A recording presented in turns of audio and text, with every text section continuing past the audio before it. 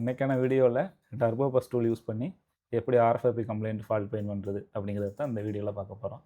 அடுத்ததாக அடிப்படையான விஷயம்லாம் உங்களுக்கு செக் பண்ண தெரிஞ்சிருக்கணும். ஐவி நம்பர் இருக்கா, பேஸ்மெண்ட் வெர்ஷன் இருக்கா, ஐஎம்ஐ பிளாக் லிஸ்ட்டில் இருக்காங்கிறத கேஒய்எம் அப்ளிகேஷன் அல்லது சிஇஆர் வெப்சைட்டில் போய் இதெல்லாம் அடிப்படையாக செக் பண்ணிடுங்க. பின்ன போர்செல்டி அப்ளிகேஷன் ஒய்ஃபை கனெக்ட் பண்ணி இன்ஸ்டால் பண்ணி அதில் ஒரு டிடியில் வச்சு எமர்ஜென்சி காலா, நோ சர்வீஸா, ரேடியோ ஃபார் ஆப்பில் இருக்கா, பேண்டோட ஸ்டேட்டஸ் என்ன அப்படிங்கிறத நீங்கள் டீட்டெயிலாக நோட் பண்ணிக்கோங்க. இன்றைக்கி நம்மள்ட்ட வந்திருக்குது Vivo Y12 no service complaint. இது ஆல்ரெடி ஒர்க் பண்ணி பார்த்த பீஸ் தான். என்ன பண்ணியிருக்காங்க அப்படின்னா, பேஸ்மெண்ட் ஐசியை ரீபாலோ அல்லது ரீப்ளஸோ ட்ரை பண்ணியிருக்காங்க. பண்ணி ஆகலை. பின்ன அதை அப்படியே கஸ்டமர்கிட்ட கொடுத்து சர்வீஸ் சென்டருக்கு வந்திருக்கு. இப்போ ஒரு காமனாக நோ சர்வீஸ் வருது அப்படின்னா, WTR ஐசி இருக்குது, இல்லை STR ஐசி இருக்குது, மீடியாடெக்கில் பேஸ்மெண்ட் ஐசி இருக்குன்னா காமனாக ஒரு 50 to 60-70% பேஸ்மெண்ட் ஐசி தான் கம்ப்ளைண்ட் வரும். பட் அதை பேஸ் பண்ணி இவங்க பேஸ்மெண்ட் ஐசியை ரீப்ளேஸ் பண்ணி பார்த்துருக்காங்க. பட் ரெடி ஆகலை. அப்போ அடுத்து என்ன கம்ப்ளைண்ட்டுங்கிறது, மேபி அடுத்து என்ன பண்ணியிருப்பாங்க, 2GBAவாக மாற்றி பார்த்துருப்பாங்க, அல்லது 3G 4GBAவாக மாற்றி பார்த்துருப்பாங்க. மேபி இதுக்கு ஒரு அமௌண்ட் செலவு பண்ணியிருந்தாங்கன்னா, பேஸ்மெண்ட் ஐசிக்கு புதுசாக வாங்கியிருந்தாங்க அப்படின்னா ஆல்ரெடியே நம்ம ஒரு அமௌண்ட் செலவு பண்ணிட்டோம். இப்போ இன்னும் 2 ஐசி மாற்றி ரெடி ஆகலான்னா என்ன பண்ணுறதுன்னு சொல்லி அந்த ஒரு கான்செப்டில் திருப்பி கொடுக்குறவங்களும் இருக்காங்க. இப்போ எந்த ஐசி கம்ப்ளைண்ட்டு அப்படிங்கிறத நம்ம ஐடென்டிஃபை பண்ணி இந்த ஃபோனை ரெடி பண்ண போகிறோம். ரைட், இப்போ பிட் மேப்புக்கு போய்க்கலாம். இதில் பேஸ்மெண்ட் ஐசிக்கு பின்ன விட்டு இன்டர்னலாக தான் இருக்கும், வெளியில் இருக்காது. அப்போ பேஸ்மெண்ட் ஐசியை நம்மளால் செக் பண்ண முடியாது, நம்ம டூல்லையும் செக் பண்ண முடியாது. பேஸ்மெண்ட் ஐசியை செக் பண்ணுறதுக்கு சிம் கார்டு போட்டு பேண்டு சர்ச் பண்ணி பேஸ்மெண்ட் ஐசி நல்லா இருக்கா இல்லையா அப்படிங்கிறத ஈஸியாக செக் பண்ணிக்கலாம். பின்ன வோல்டேஜ் வச்சும் நம்ம செக் பண்ணிக்கலாம். இது நீங்கள் ஆல்ரெடி கற்றுக்கிட்ட இன்ஸ்டியூட்டில் கண்டிப்பாக சொல்லி கொடுத்துருப்பாங்க. மேபி நீங்கள் சொல்லி கொடுத்தது மறந்துருந்தாலோ, இல்லை அவங்க சொல்லி கொடுத்தது அந்த நேரத்தில் புரியாமல் இருந்தாலோ நீங்கள் அவங்கள அகைன் காண்டாக்ட் பண்ணி இப்போ பேஸ்மெண்ட் ஆர்எஃப்ஐபி கம்ப்ளைண்ட் வந்திருக்கு, பேஸ்மெண்ட் ஐசி எப்படி செக் பண்ணுறது அப்படிங்கிறத நீங்கள் அவங்கள்ட்ட தெரிஞ்சுக்கோங்க.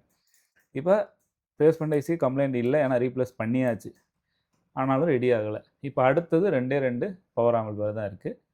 ஒன்று 2G பவர் 2GBA, இன்னொன்று 3G and 4GBA.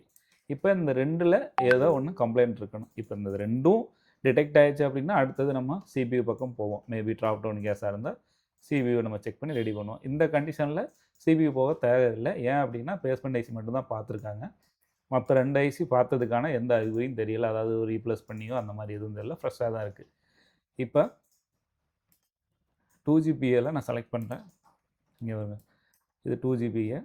இதில் டேட்டா டைரெக்டாக CBக்கு தான் போகுது, வேறு எந்த ஐசி கூட கம்யூனிகேட் ஆகலை, சிங்கிள் ஐசியாக தான் கனெக்ட் ஆகிருக்கு. அடுத்ததாக கிளாக்கு, இதுவும் டைரெக்டாக CBக்கு போகுது, எந்த ஐசி கூடவும் கம்யூனிகேட் ஆகலை. ரைட்டா? அடுத்து 1.8 லைன் நம்ம இங்கே 7ஆவதாக வரும். மேக்ஸிமம் நீங்கள் பவர் ஆம்பிளிஃபையர் எடுத்துக்கிட்டிங்க அப்படின்னா 5வது கிளாக்கு, 6வது டேட்டா, 7வது 1.8 கிரவுண்டு. இது 4 தான் நம்ம சால்விங் பண்ணுவோம். ஓகே, இந்த 1.8 காமனாக போகும், அதனால் மற்ற ஐசி கூட கம்யூனிகேட் ஆகிருக்குன்னு சொல்லி நம்ம நினச்சிக்க கூடாது. இந்த கிளாக்கும் டேட்டாவும் எத்தனை ஐசி கூட கம்யூனிகேட் ஆகிருக்குன்னு தான் நம்ம கணக்கு. இப்போ 2GPA வந்து CB கூட கம்யூனிகேட் ஆகிருக்கு, ஒரு ஐசி சிங்கிள் ஐசி. இப்போ நான் இங்கே பின்னோட்டு வச்சு ஸ்கேன் பண்ணும்போது CPU காமிக்கானா, கண்டிப்பாக CPU காமிக்காது. இந்த ஐசி மட்டும்தான் RFIP ரிலேட்டடாக கனெக்ட் ஆகிருக்கா இல்லையா அப்படிங்கிறத நம்ம காமிக்கும். அடுத்ததாக அதை செக் பண்ணிவிட்டு 4GBAக்கு போவோம். இது CPU கூட கம்யூனிகேட் ஆகிருக்கு. நம்ம இங்கே பின்னோட்டு சால்விங் பண்ணி ஸ்கேன் பண்ணும்போது இந்த ஐசியோட டீட்டெயில் நமக்கு ஃபவுண்ட் ஆகணும், CPU ஃபவுண்ட் ஆகாது. இதை நோட் பண்ணிக்கோங்க. சரி, ரைட். இப்போ நம்ம செக் பண்ண வேண்டியது பேஸ்மெண்ட் ஐசி ஆல்ரெடி ஒர்க் பண்ணியாச்சு, 2G 4GBA இது 2 மேலே தான் இப்போ டவுட் இருக்குது. இப்போ நம்ம ஸ்கேன் பண்ணிக்கும் போது 2ம் காமிச்சிருச்சு அப்படின்னா அடுத்த ஸ்டெப்பு போவோம். இல்லை நம்ம ஸ்கேன் பண்ணும்போது ஏதாவது நம்ம இதிலே ஃபால்ட் ஃபைண்ட் ஆயிடுச்சுன்னா இங்கேயே நம்ம ஃபோனை ரெடி பண்ணிடுவோம். இது சிம்பிள் மெத்தட். இப்போ நான் ஃபஸ்ட்டாக 2GBAலேருந்து ஸ்டார்ட் பண்ணுவோம். 2GBAல டேட்டா, கிளாக்கு, 1.8 லைன், இது 3ஐயும் நான் சால்விங் பண்ணி ஸ்கேன் பண்ணுறேன். என்ன நமக்கு ஃபவுண்ட் ஆகுது. அடுத்தது 4GBAல நான் சால்விங் பண்ணி கிளாக்கு, டேட்டா, 1.8 கிரவுண்டு சால்விங் பண்ணி ஸ்கேன் பண்ணுறேன். அப்போ நமக்கு என்ன டீட்டெயில் கிடைக்குது அப்படிங்கிறத பார்த்துட்டு இந்த ஃபோனை நம்ம ரெடி பண்ணுவோம். ஓகே, 2GBAல நான் சால்விங் பண்ணியிருக்கேன். இப்போ நான் கனெக்ட் பண்ணிவிட்டு சிஸ்டம் கூட turbo bus tool scan RFIP கொடுக்குறேன். ஸ்கேன் ஆகுது. ஓகே, இப்போ 2GPA காமிக்குது RF52XXA. இப்போ அதை நம்ம ஸ்கிமாட்டிக்கில் போய் பார்த்துருவோம். இந்த பாருங்க, 2GBயில் பின் அவுட் அடிச்சிருக்கேன். இங்கே ஐசியோட ஃபோட்டோ, அட்ரஸ்ஸு, ஐசியோட நேமு எல்லாமே நமக்கு காமிச்சிருச்சு. நான் ஸ்கிமாட்டிக்கில் போயிட்டு உதாரணத்துக்கு மெயின் இங்கே வரும் RF5212A. இங்கே நமக்கு காமிச்சிருக்க இமேஜ் RF5212A, அதாவது எக்ஸஸ்ங்கிறது அல்லது 5212 5214 இந்த மாதிரி வரும். ஸோ இது நமக்கு 100% வந்து டிடெக்ட் ஆயிடுச்சு. இந்த ஐசி டிடெக்ட் ஆயிடுச்சு. இப்போ இந்த ஐசி கம்ப்ளைண்ட் இல்லை, டிடெக்ட் ஆயிடுச்சு. ஓகே, நெக்ஸ்ட்டு நம்ம 4GBயில் பின் அவுட் அடித்து ஸ்கேன் பண்ணுவோம். ஓகே, அடுத்ததாக நான் 4GBயில் பின் அவுட் அடிச்சிருக்கேன். ஸ்கேன் RFIP கொடுக்குறேன்.